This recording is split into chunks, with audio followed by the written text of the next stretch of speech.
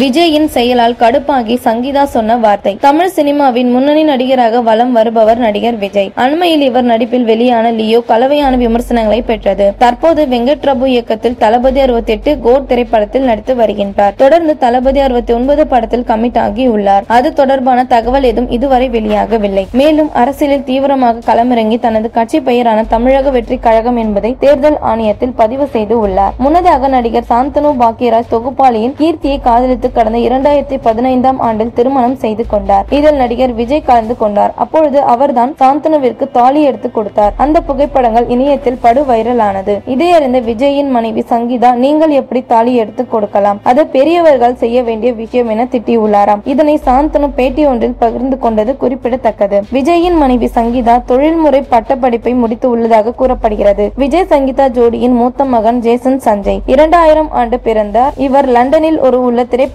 கல்லூரியில் படப்பிடிப்பினை முடித்து உள்ளார். இவர் லைகா நிறுவனத்தின் தயாரிப்பில் ஒரு புதிய படத்தினை இயக்க உள்ளார். விஜய் சங்கீதாவிற்கு இரண்டாவதாக பிறந்த மகள் திவ்யா சாஷா. இவர் 2005ஆம் ஆண்டில் பிறந்தார். இவர் அமெரிக்காவில் உள்ள ஒரு பிரபல பள்ளியில் படித்து வருவதாக கூறப்படுகிறது.